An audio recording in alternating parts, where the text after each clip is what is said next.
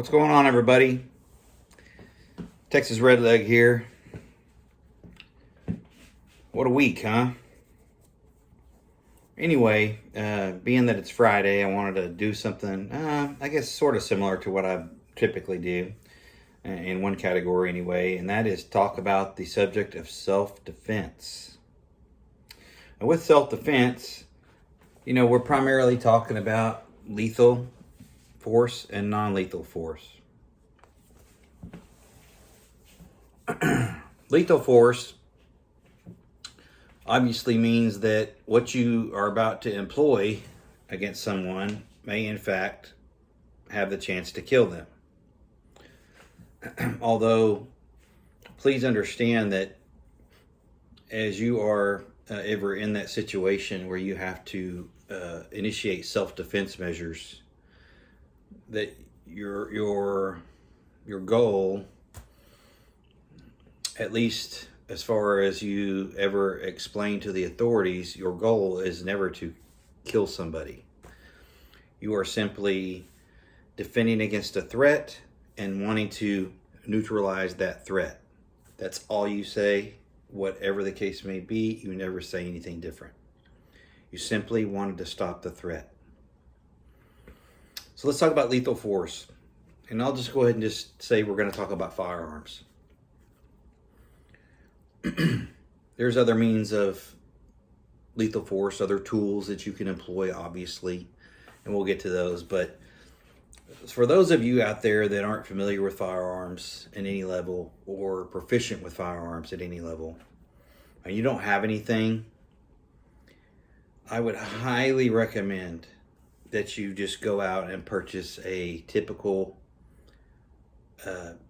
pump shotgun or a single shot, some type of shotgun that is used in the hunting of small game and feathered animals, dove, quail, pheasant, ducks, etc. If you don't have anything, you really need to consider going out and purchasing just a standard hunting style shotgun. You can go this weekend, you can lay $200 to $300 down and walk right out with it after the background check. And you will have a means of employing self-defense measures for your home, your family, and your friends, your property. So let's talk about firearms in the home. Obviously everybody has an opinion on this. It's a mixed bag. There's a lot of different professional opinions on this. I personally like the shotguns when things get hairy because I don't have to be good, I just have to be close. And I'm former military and I'm not an expert marksman. Okay, especially when the bullets are flying and when there's, adrenaline pumping, there's stress. Things aren't like the shooting range, okay? And you need to be able to have a device that will be relatively accurate in a stressful situation. So a shotgun, shooting a pattern is my first choice when it comes to home defense. Handguns, same situation. If you're not proficient at handguns, if you don't know how to manipulate them, if you don't know how to clear jams, if you don't know how to load and unload, rack the slide, if it's a semi, get yourself a revolver. Keep it simple, right? Start somewhere. Then you go to your rifles, as you see right here. Your, AR platforms, your AK platforms, your 308s, your 30-06s, your 270s, whatever the case may be. There's a lot of options out there for you. But if I had to pick one firearm that's all I could get, period, from here on out, it was in abundance, it's probably going to be the shotgun. Just my personal opinion. With that decision, you need to be able to secure the right ammunition for it, i.e. buckshot, slugs, even birdshot. So shotguns, handguns, rifles, and edge weapons, knives. I'm not a big blade person. Personally, I feel if I have to have a knife fight with somebody, I've made some pretty poor decisions up to that point. Me personally.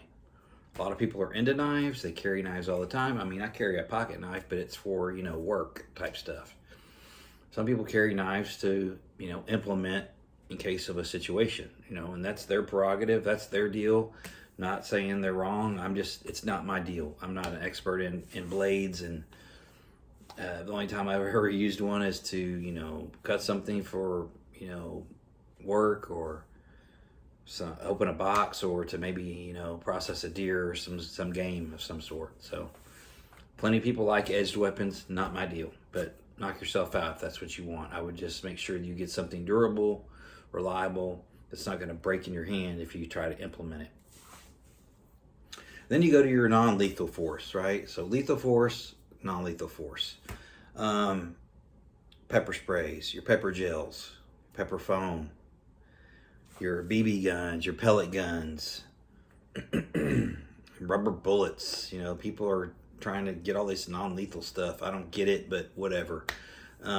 Sticks, clubs, a baseball bat could be lethal. Depends on how you implement it. And then obviously your fists and your feet if you're into martial arts, that kind of deal, whatever the case might be. But there's options out there for everybody. But I would really tell you people, even if you're a single female, and you don't know anything about guns, if you go to a big box store, like I'll just say Academy for one, or maybe even Dick's Sporting Goods. I know they're banned in a lot of prepper arenas just because of their stance on the semi-autos, but rifles, they are platforms and such. But at this point in time, people, if you don't have at least a shotgun at home, I mean, you are seriously at huge risk, in my opinion, for what's getting ready to probably go down. Even if you can only get birdshot for it, birdshot is lethal in some situations for sure. So, research it a little bit. If you have, questions, reach out. People will help you, but you need to have at least a shotgun handy, honestly speaking. And you need to be proficient with it. You need to know how to load it, shoot it, keep it safe, etc. And please, for the love of God, don't go buy, if you go buy one weapon for self-defense, okay, one firearm for self-defense, and that's all you have, the last thing that you need to go do is put it into a damn safe, okay? Hide it. Keep it out of the reach of children. It needs to be accessible and ready to go. You don't have time to open a damn safe if your home's getting ready to be invaded or burglarized, okay? Think about what you're doing. It's not a wall, hanger. It's not a conversation piece. It's a self-defense mechanism. And that's what it needs to be interpreted as and handled as. It needs to be ready to go, period.